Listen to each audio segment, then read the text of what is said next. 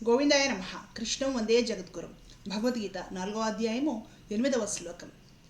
పరిత్రాణాయ సాధూనాం వినాశాయ చ దుష్కృతాం ధర్మ సంస్థాపనార్థాయ సంభవామి యుగే యుగే.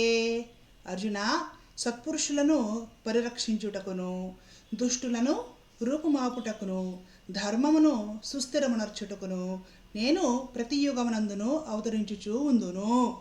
పరమాత్మ భగవద్గీతలో తన ప్రతి యుగమున అవసరము అనుకున్నప్పుడల్లా అవతారం దాల్చి ఎందుకు వస్తాడో ఇక్కడ స్పష్టం చేయడం జరిగింది. భగవంతుడు చెప్పిందే ఫైనల్, వాళ్ళు వీళ్ళు చెప్పింది ఎప్పటికీ కూడా ప్రమాణము కాదు. వాళ్ళు వీళ్ళు ఎవరైనా చెప్పాలి అనుకుంటే భగవంతుడు చెప్పిందే చెప్పాలి. తద్విరుద్ధంగా చెప్పారు అంటే దాని పైత్యం, వాళ్ళ సొంత పైత్యం అంటారనమాట.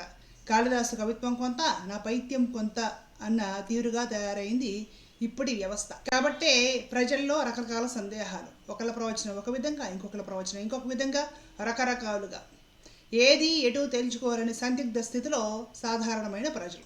ఇలాంటి సందర్భంలో పరమాత్ముడు ఏం చెప్తున్నాడో అదే ఫైనల్గా మనం తీర్మానం చేసుకోవాలి.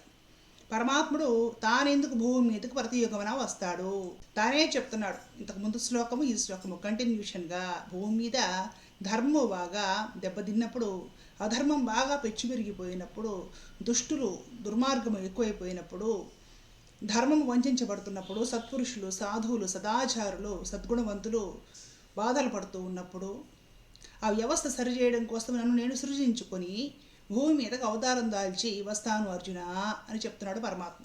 పరమాత్మ భగవద్గీతలో ఎన్నో సందర్భాల్లో స్పష్టం చేసి ఉన్నారు. నాకు కర్మలు లేవు, కర్మబంధాలు లేవు, కర్మలు నాకు అంటావు స్పష్టంగా చెప్తున్నాడు పరమాత్మ. కర్మలు నాకు అంటావు.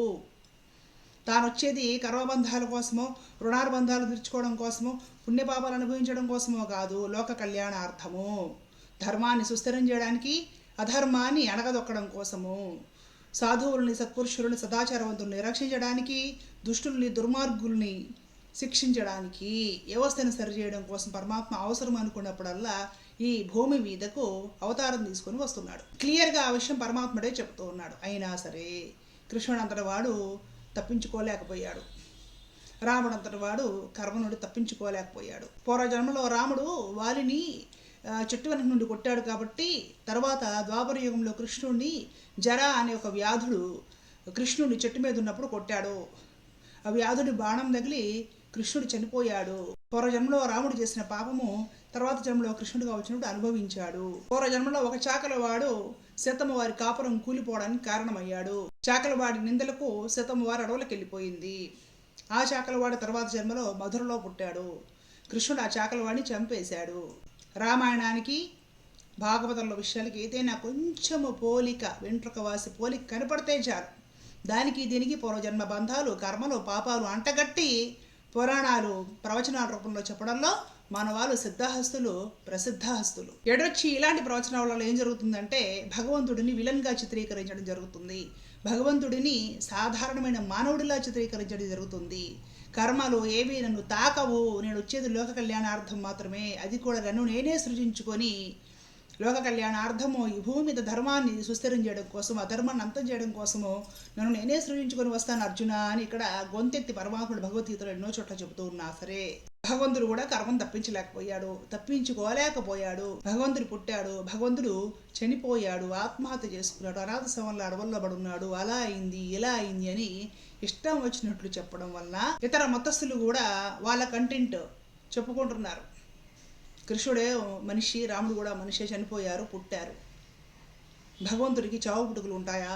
కాబట్టి భగవంతుడు కాదు, కృష్ణుడు రాముడు మనలాగే మనుషులు, పాపం చేశారు, పుణ్యాలు చేశారు. ఈ మాటలన్నీ కూడా ఈ ప్రవచనాల నుండి తీసుకెళ్ళి ఇతర మతస్థులు కంటెంట్ కింద వాడుకొని వాళ్ళు మాట్లాడుతున్నారు. కాబట్టి మన హిందువులకి క్లారిటీ లేకపోవడానికి కారణము ఇలాంటి పైత్య ప్రవచనాలే అని చెప్పవచ్చు. ఉన్నది ఉన్నట్లుగా పరమాత్ముడే తాను చెప్పుకుంటున్నా సరే మన వాళ్ళకు మరి బాధ ఏంటో కానీ చెప్పరు ఆ విషయాన్ని. అటు ఇటు వంకర్లు తిప్పి కొత్త కథలు సృష్టించి లేనివి క్రియేట్ చేసి పరమాత్ముడి గురించి ఫోకస్ చేసి అదే ప్రవచనం అంటారు. కాబట్టి పరమాత్మ స్పష్టం చేస్తుంది ఏంటంటే తాను రావడానికి కర్మలో, కర్మబంధాలు, రుణానుబంధాలు, పాప పుణ్యాలు, శాపాలు కారణము కానే కాదు.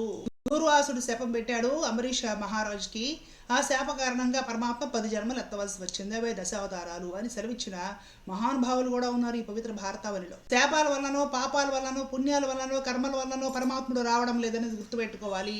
ధర్మాన్ని స్థాపించడానికి, అధర్మాన్ని అంతం చేయడానికి, సాధు సత్పురుషులను రక్షించడానికి, దుర్మార్గులను శిక్షించడానికి, లోకంలో ధర్మం అనే ఒక వ్యవస్థ, క్రమశిక్షణ, అనుశాసనము, వేదము మొత్తం అంతా కూడా ఒక స్థాపించి మార్గదర్శనం చేయడం కోసం పరమాత్మ అవసరం అనుకున్నప్పుడల్లా తనను తానే సృజించుకొని అవతారాలెత్తి భూమి మీదకు వచ్చేసి ధర్మ సంస్థాపనం చేస్తున్నాడు అనే విషయం స్పష్టంగా మనకి భగవద్గీతలో పరమాత్ముడే చెబుతున్నాడు. కాబట్టి దీనిని నమ్మాలి. పరమాత్ముడే చెబుతున్నప్పుడు దీనిని నమ్మాలి. నమ్మకపోతే మనకు క్లారిటీ ఉండదు, మన జీవితమే మనకి పాడైపోతుంది. ధర్మో రక్షత రక్షిత. జై శ్రీమన్నారాయణ. కృష్ణార్పణం.